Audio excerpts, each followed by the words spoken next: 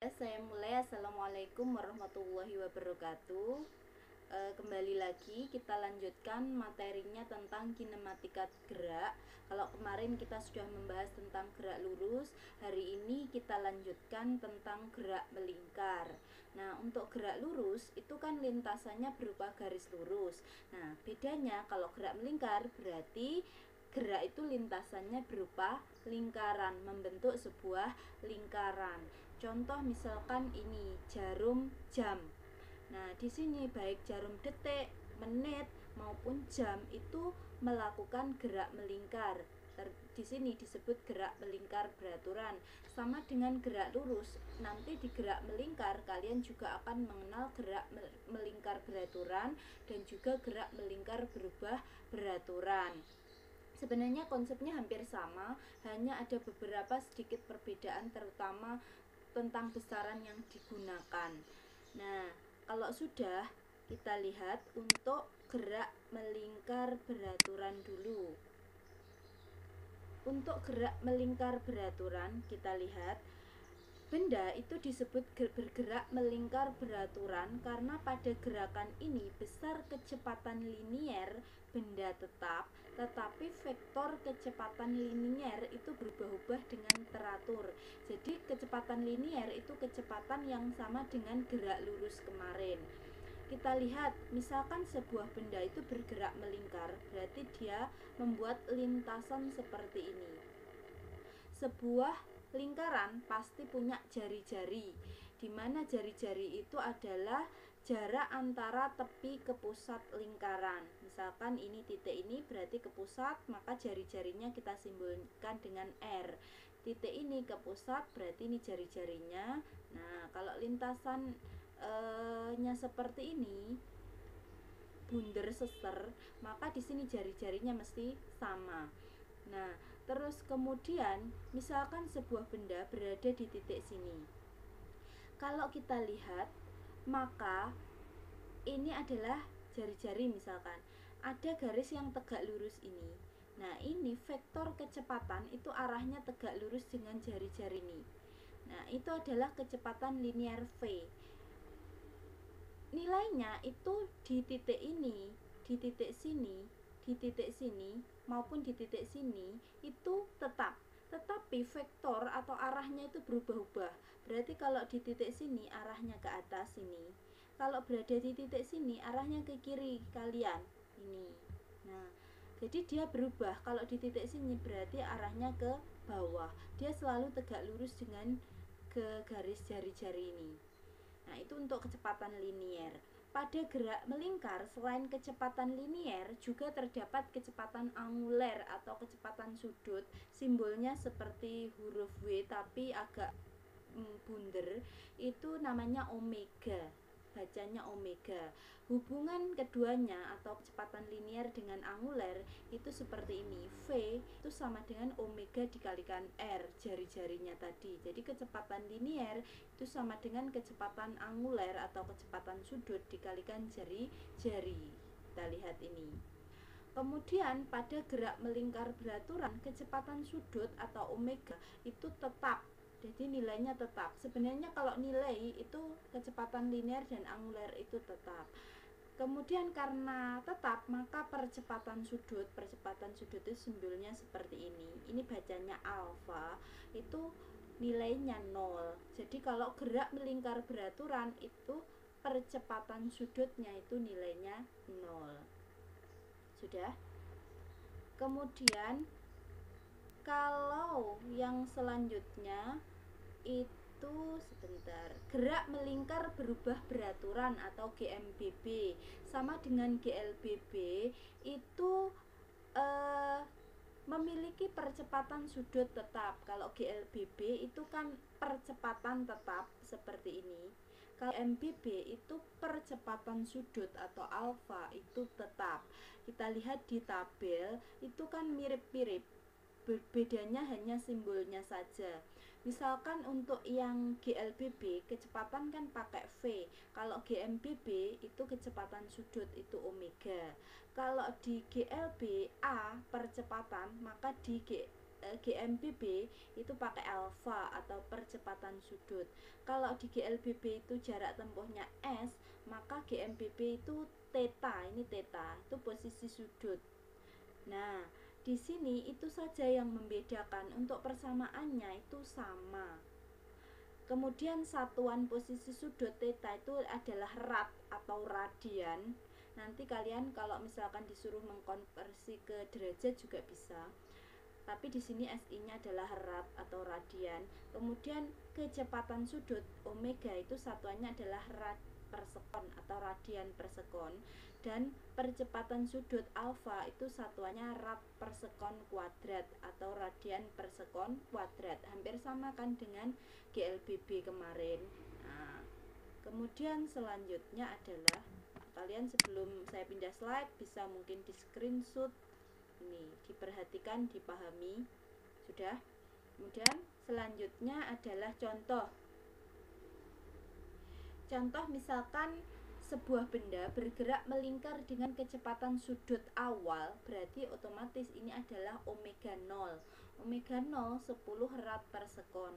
Benda kemudian menurunkan kecepatannya hingga berhenti. Berarti kalau benda berhenti, maka kecepatan sudutnya 0. Nah, di sini berarti omega T atau kecepatan sudut akhir itu 0. Percepatannya konstan atau tetap 2 rad per sekon kuadrat, 2 radian per sekon kuadrat. Berarti alfa karena ini percepatan sudut. Maaf, ini saya ganti ya, ini salah, seharusnya percepatan sudut. Berarti percepatan sudut konstan 2 radian per sekon kuadrat. Berapa sudut yang dikelilingi benda tersebut dalam satuan rad? Berarti ini yang ditanyakan adalah posisi sudut. Maka karena yang diketahui adalah omega 0, kemudian omega T, kemudian alfa, yang ditanyakan theta, maka kita gunakan persamaan yang ini, yaitu omega T kuadrat sama dengan omega 0 kuadrat min 2 kali alfa kali theta. Jadi karena waktunya tidak diketahui, maka kita gunakan yang tidak ada T-nya persamaan tersebut. Berarti kita gunakan ini, tinggal masukkan saja omega T-nya karena berhenti berarti 0, omega 0-nya 10 berarti 10 kuadrat dikurangi 2 kali 2 kali theta. Terus ketemu 0 sama dengan 100 min 4 theta, berarti 4 theta sama dengan 100. Theta berarti 100 dibagi 4, berarti theta adalah 25 radian. Berarti ini adalah contoh gerak melingkar berubah beraturan yang diperlambat, karena di sini kecepatan sudutnya itu berkurang sampai suatu saat dia berhenti. Sudah bisa dipahami ya? Yang selanjutnya itu adalah aplikasi dari gerak melingkar. Ada 3 hubungan roda-roda, dimana misalkan ada 2 buah roda A dan roda B itu dihubungkan, kemudian keduanya itu jari-jarinya berbeda dan bergerak bersama-sama. Maka di sini kita bisa menganalisis. Yang pertama, jika kedua roda itu seporos, misalkan ini roda A dan roda B, itu titik poros atau titik pusatnya itu sama, terletak di sini. Nah, kemudian dalam selang waktu yang sama, sudut pusat yang ditempuh oleh kedua roda itu juga sama. Hal ini berarti kecepatan sudut kedua roda itu sama. Berarti pada 2 roda yang seporos seperti ini, maka yang sama itu adalah omeganya atau kecepatan sudut. Berarti omega A sama dengan omega B, itu yang penting. Kalau mungkin yang ini mau dibaca boleh, mau tidak juga boleh. Karena omeganya sama, maka kecepatan sudutnya itu tidak sama. Bisa ditulis seperti ini, yaitu omega A itu sama dengan omega B. Tadi itu kan omega V itu kan omega dikalikan R, maka omega itu kan V dibagi R, berarti ini VA dibagi RA untuk omega A. Sedangkan omega B berarti VB dibagi RB. Kalau misalkan saya ubah tempatnya, berarti VA dibagi VB itu sama dengan RA dibagi RB. Nah, itu untuk 2 roda yang seporos. Sudah, jadi ini yang penting, yang bawah ini yang paling penting, yang sama kecepatan sudutnya, sehingga perbandingannya seperti ini. Jangan sampai terbalik ya, ini yang ruas kiri dan juga ruas kanan. Kemudian yang selanjutnya itu adalah dua buah roda yang bersinggungan. Gambarnya seperti ini. Ini roda A, ini roda B, kemudian tepinya itu bersinggungan, maka arah putarannya seperti ini. Nah, jika A dan B saling bersinggungan rodanya, kemudian jika satu roda itu berputar, maka roda yang lain juga ikut berputar, di mana arahnya itu berlawanan. Kedua pinggir roda A dan B memiliki laju linier atau V itu yang sama, tetapi omega atau kecepatan sudutnya itu berbeda, berarti V-nya yang sama. Kemudian kalau kita lihat yang bawah ini, VA sama dengan VB. V tadi itu kan omega dikalikan R, berarti VA itu omega A dikalikan RA. Sedangkan VB berarti omega B dikalikan RB. Kalau kita lihat perbandingannya, omega A dibanding omega B itu RB dibanding RA. Jangan sampai terbalik, berbeda dengan yang slide sebelumnya tadi. Nah, kalian bisa pahami ini, itu yang bersinggungan. Jadi V linier itu yang sama, sedangkan omega atau anguler itu berbeda. Kemudian yang selanjutnya adalah dua roda dihubungkan dengan tali atau rantai. Gambarnya seperti ini roda A, ini roda B yang dihubungkan dengan sabuk atau tali atau rantai. Kemudian A dan B mempunyai jari-jari berbeda satu sama lain, di mana rantai penghubung itu mempunyai kelajuan linier sama, berarti kedua pinggir A dan B memiliki laju linier yang sama, tetapi kecepatan sudutnya berbeda atau omeganya berbeda. Berarti ini sama dengan dua roda yang bersinggungan. Yang sama itu adalah V-nya yang linier, sedangkan angular atau sudut omega itu beda. Berarti VA sama dengan VB, sehingga omega A kali RA sama dengan omega B kali RB, atau omega A dibanding omega B sama dengan RB dibanding RA. Sudah bisa di screenshot mungkin atau dipahami. Ini untuk yang dihubungkan tali. Jadi yang dihubungkan tali sama dengan yang bersinggungan, yang sedikit berbeda itu yang seporos.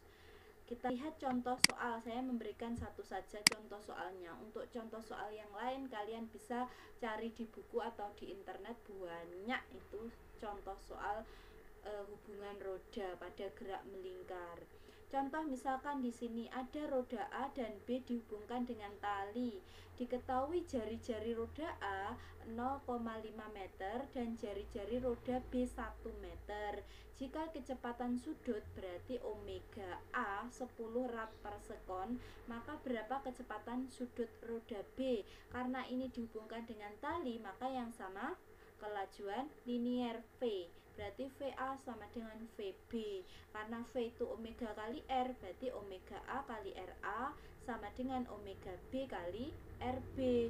Sehingga kalau kita pindah ruas, berarti omega A dibanding omega B sama dengan RB dibanding RA. Kita tinggal masukkan, omega A sudah diketahui 10, omega B yang ditanyakan, RB itu yang ini saya terbalik, omega RB itu 1, kemudian RA itu 0,5. Berarti di sini otomatis juga terbalik, berarti omega B itu sama dengan 5 radian per sekon. Berarti jawabannya adalah 5 radian per sekon. Ini tadi saya terbalik, ini RB nya kan yang 1, kemudian RA itu yang 0,5, berarti 1 dibagi 0,5, maka omega B itu tinggal menghitung saja. Maka di sini ketemu omega B itu 5 radian per sekon. Sudah bisa dipahami. Untuk yang seporos atau bersinggungan kalian bisa mencari contoh sendiri. Mungkin pertemuan berikutnya juga saya akan berikan soal tentang kinematika gerak ini. Sudah ya, bisa dipahami. Saya yakin untuk materi gerak ini masih